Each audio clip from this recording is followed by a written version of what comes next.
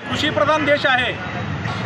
या कृषीप्रधान देशामध्ये महाराष्ट्र सरकारातील एक मंत्री जो जबाबदार कृषी मंत्री आहे, त्या कृषी मंत्र्यांनी वारंवाररित्या शेतकऱ्याचा अपमान केलेला आहे। परवासुद्धा एका कार्यक्रमात बोलताना या माणिकराव कोकाटे नावाच्या मंत्र्यांनी आज शेतकऱ्यांचा जो कर्जमाफीचा विषय होता, निवडणुकीच्या अगोदर ह्या सरकारने शेतकऱ्यांना संपूर्ण कर्जमाफी देतो आश्वासन दिलं, परंतु कर्जमाफी तर केलंच नाही, परंतु त्या शेतकऱ्याच्या जे जखमा आहेत त्याच्यावरती मीठ चोळण्याचं काम या सत्ताधारी पक्षातील एक सरकारातील मंत्र्यांनी केलेलं आहे। माणिकराव कोकाटे, तुम्हाला एवढं सांगतोय की तुम्हाला शेतकऱ्याचं जर कर्जमाफी करायचं नसेल तर त्यांच्या जखमा करू नका, त्यांना वेदना देऊ नका।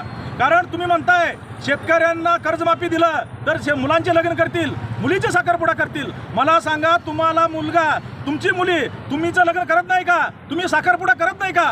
कारण एक सर्वसामान्य शेतकऱ्यांची तुम्ही चेष्टा करताय। हे कुठली तुम्हाला मर्दानगी आली? कारण हे सत्तेचा माज आहे तुम्हाला। कारण तुम्ही एकदा बोलले नाही, वारंवार शेतकऱ्यावरती तुम्ही बोलताय।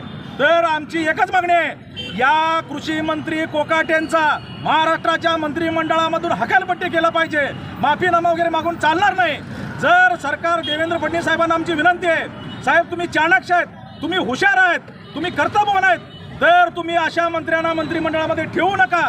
कुठल्याही परिस्थितीमध्ये त्या माणिकराव कोकाट्यासारख्या मंत्र्यांना मंत्रिमंडळातून हकालपट्टी करा, अन्यथा शिवसेनेच्या वतीनं सोलापूर जिल्ह्यामध्ये त्या माणिकराव कोकाटेला आम्ही फिरू देणार नाही।